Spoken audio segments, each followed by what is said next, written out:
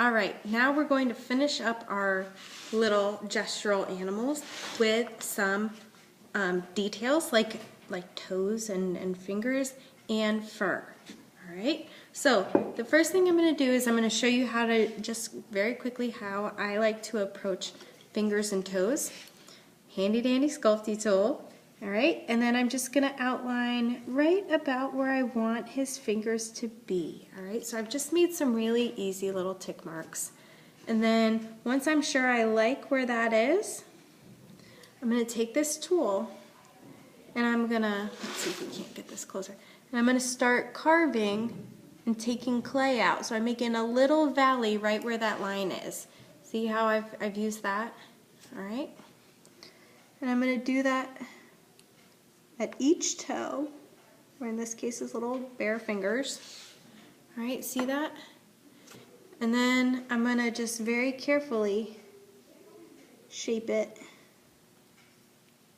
A really handy tool right now, which I forgot to get, is a wet paintbrush. You can use it to smooth right in between those little fingers, and that's perfect.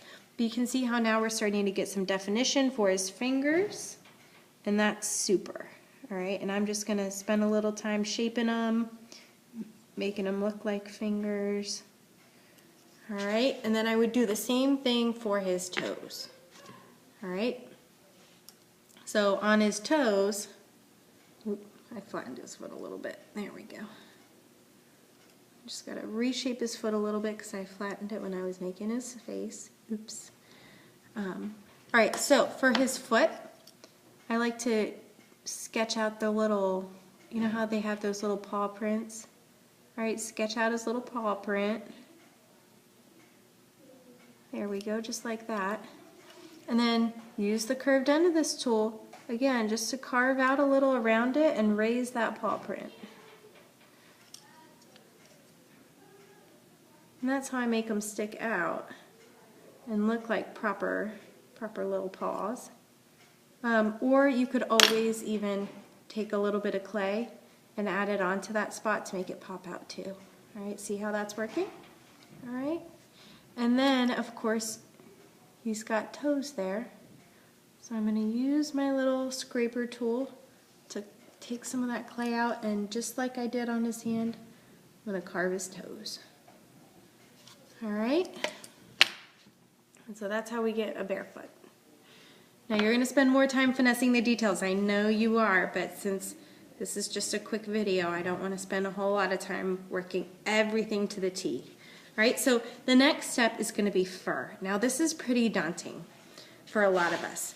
Our initial reaction to making fur is just to take our needle tool and go like this, right? But can you imagine doing this over your whole sculpture? And then it looks really rough. It doesn't even quite look like fur.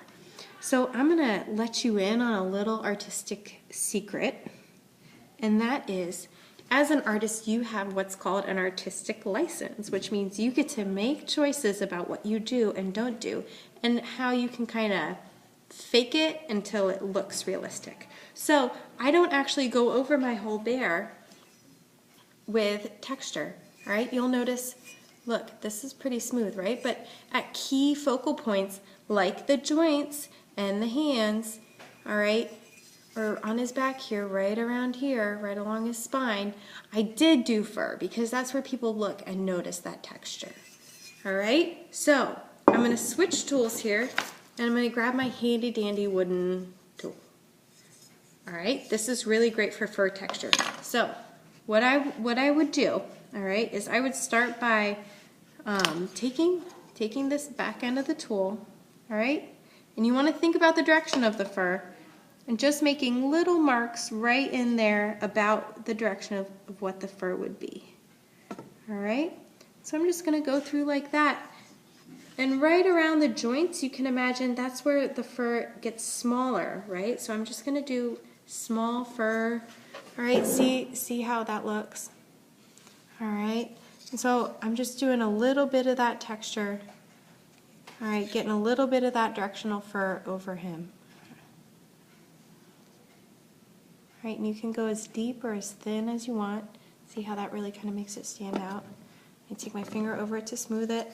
So anywhere where there's a joint, I make sure I get the fur pretty deep because that's where the fur would build up in layers as the joint folds. Right, see that? And I'll do a bunch of little fur all along here. But then on his back, I might just do a couple big swirls, a couple little swirls. All right, but I don't have to cover his whole back. Remember Beth Kavner-Stickler? Look at her work. All right, look at how she only puts the fur swirls in certain places. She doesn't do the whole thing. All right, so look at the animal. Look at anywhere two body parts come together. All right, anywhere there's a bend, put the fur there. All right, focus on that area. And with that, just try your best. And when I come back, I will help you out with whatever you have questions. All right, good luck.